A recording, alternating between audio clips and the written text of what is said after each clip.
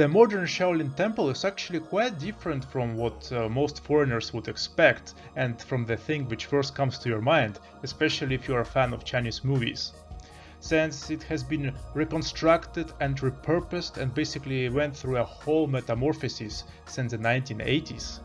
Nevertheless, it is still considered to be the mother of all the East Asian martial arts and is currently one of the most recognizable assets of the Chinese culture. Before jumping into the modernity, let's first take a look at some interesting historical facts. Contrary to the popular belief of having Buddhist roots, the Shaolin Temple is said to have been originally a Taoist monastery, but was repurposed for the Buddhist studies due to the influence of the Emperor Xiaowen. Since the spread of Buddhism was in favor with the current political agenda at the time, there was a need for real knowledge that only the Indian missionaries could provide. And, as a consequence, a semi-legendary figure called Bodhidharma, Damo or Daruma as he's known in Japan, was either invited or just happened to have stopped by in China to spread the true teachings of Buddhism. Once Damo has arrived to the Northern Way, he spent teaching and translating Buddhist texts for several decades until he was assigned to lead the Shaolin Temple. In those years, according to the records of the Northern Way, the primary purpose of the Shaolin was a translation of the Buddhist texts into Chinese, so in essence it was just a cultural and religious center. And during his leadership, according to the legend, he thought that the Chinese monks spent too much time in the sitting meditation and reading of the sutras, and as a result had their minds clouded by their increasingly unhealthy bodies. As a result, he taught them the first 18 moves called the 18 Arhat hands, which apparently served as a basis for all other Chinese and by extension all East Asian martial arts. Interestingly, the Malaysian legends also claim that a person similar to Damo has arrived to their lands, and that he taught them the basics, which later on would evolve into the Pencak Silat. The ones which were practiced at least from 2000 BC, way before Shaolin. But to find a solid evidence, we have to look at the Zhou dynasty, which was existing from around 1000 BC, where they mentioned that Chinese soldiers were trained in some kind of supplementary unarmed combat.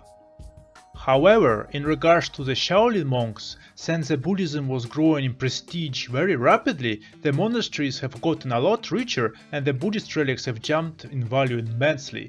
Unsurprisingly, this has also attracted many bandits and looters. This created a real need for monks that are proficient in self-defense and warrior arts. In the beginning, their martial arts were very simple and concentrated only around the use of staff and the simple unarmed techniques, since according to the Buddhist principles, taking someone's life was one of the greatest sins. There have been records of some monks who have participated in several wars. For example, in Baigu in 621 AD, they have aligned with Li Shimin's army in a war against Wang Shichong, but they did not have any unique style nor a training method. The oldest data about the structured martial arts training at the temple comes from around the 14th century, and the real full-time development. Also, it is important to note that not all the Shaolin monks practiced martial arts. Only about 30 to 40% of the monks were practitioners, with the remaining ones dedicating themselves fully to Buddhism, cooking and producing food, and study of Buddhist texts. The presence of the warrior monks itself was rather common in many cultures at the time. For example, the Naga Sadhu in India who worship Shiva, the warrior monks of Tibet, and the Sohei and Yamabushi of Japan.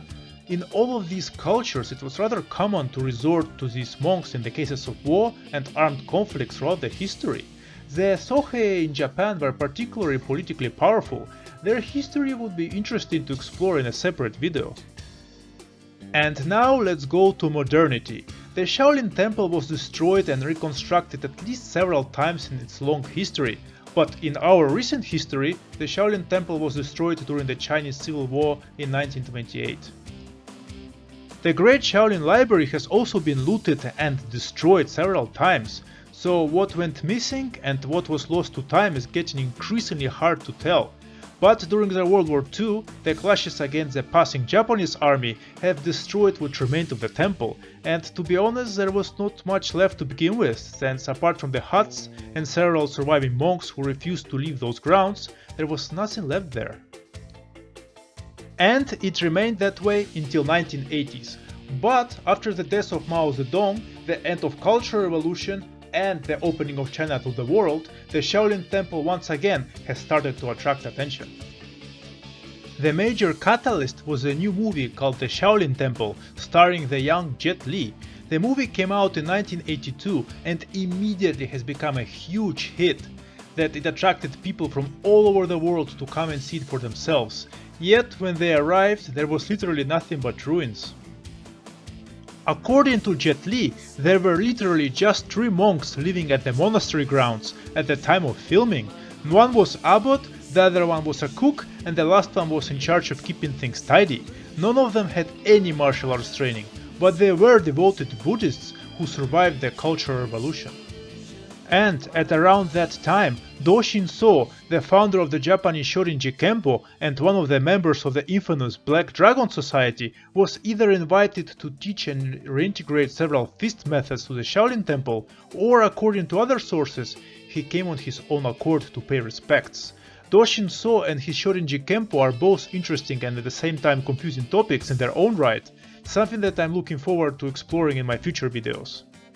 His official visit and the sudden attention that the Shaolin Temple has started to receive has brought unexpected results, something that the Chinese government could no longer ignore.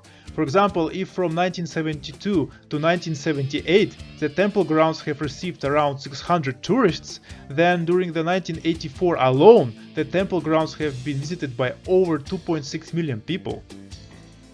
Unsurprisingly, the Chinese government has quickly found time and the money to invest into the reconstruction, as well as to heavily promote it for the tourists.